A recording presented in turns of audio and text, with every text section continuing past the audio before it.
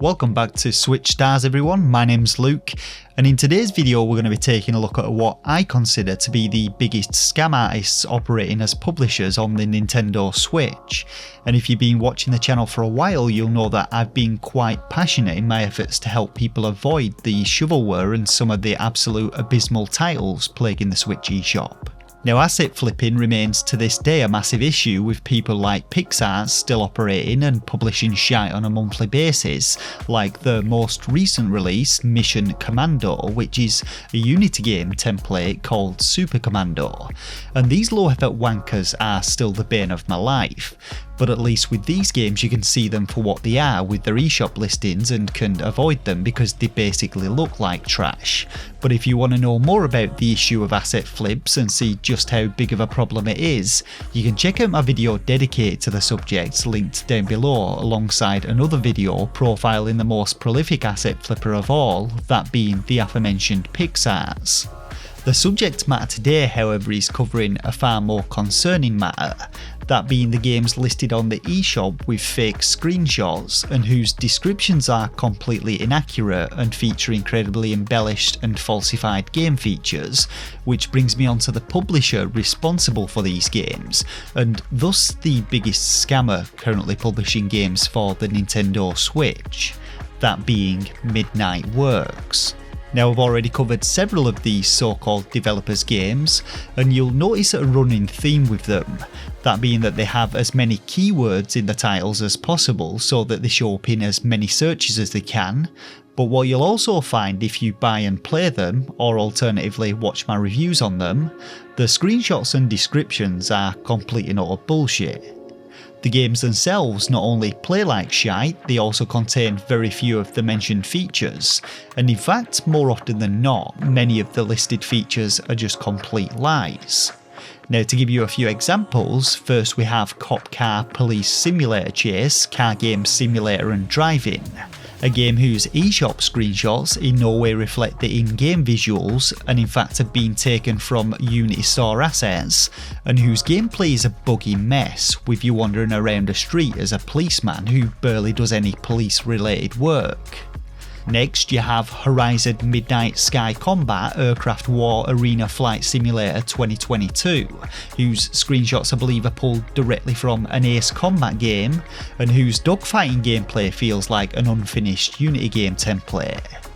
There is of course Prison Life Simulator 2022 World Fight Battle Ultimate, which originally had the keyword GTA in the title, but which has since been removed. But this one features more bullshit screenshots and sees you stuck in a prison, repeating a monotonous series of daily tasks and a few simple missions which lead to absolutely nowhere.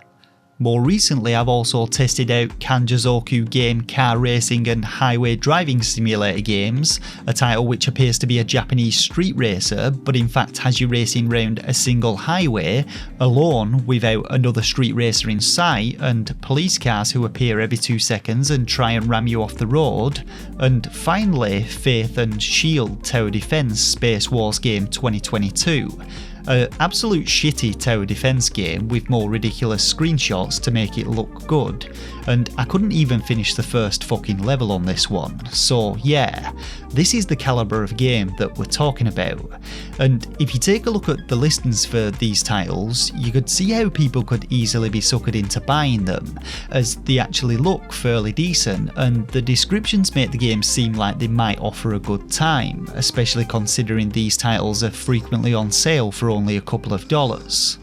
Now, I've actually gone and done a little bit of digging on Midnight Works, and they operate under the company name Midnight Works SRL, are based in Romania, and they're also one of the top earning micro enterprises in the county according to the 2021 balance sheet, though this doesn't really come as a surprise, as they actually label themselves as a holding company who have fingers in many different pies.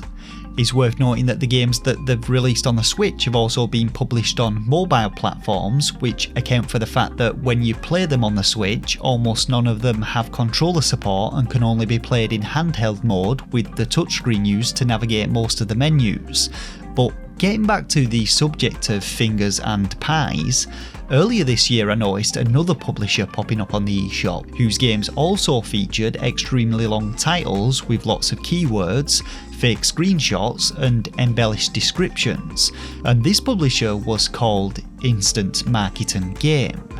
Now, after doing a little more digging, I identified the company profile as being INSTAMARKETANDGAME SRL, which lo and behold had the same address listed under its profile as Midnight Works. And after spotting InstaShop as being one of Midnight Works' company brands on their official website, I popped on over to the InstaShop website where people can pay to get fake likes and views for their Instagram accounts. But on the contacts page I also found the trading name INSTAMARKETANDGAME SRL. So given this information, it would seem that Midnight Works are in fact publishing games under two different names on the Switch eShop, and Nintendo were doing little to nothing to stop them, aside from getting them to remove things which could potentially upset bigger publishers like the GTA keyword from Prison Life Simulator, and also the fake screenshots from INSTAMARKETANDGAME's motorcycle driving sim game, which were in fact stolen from both Cyberpunk 2077 and GTA 5. What I personally find particularly infuriating is that Nintendo are all too quick to jump on things that are potentially going to impact on the profits, like stolen screenshots, or alternatively the squeaky clean appearance as a family-friendly company with the recent banning of nudity in the Switch games. But when it comes to protecting buyers and the quality control of their eShop,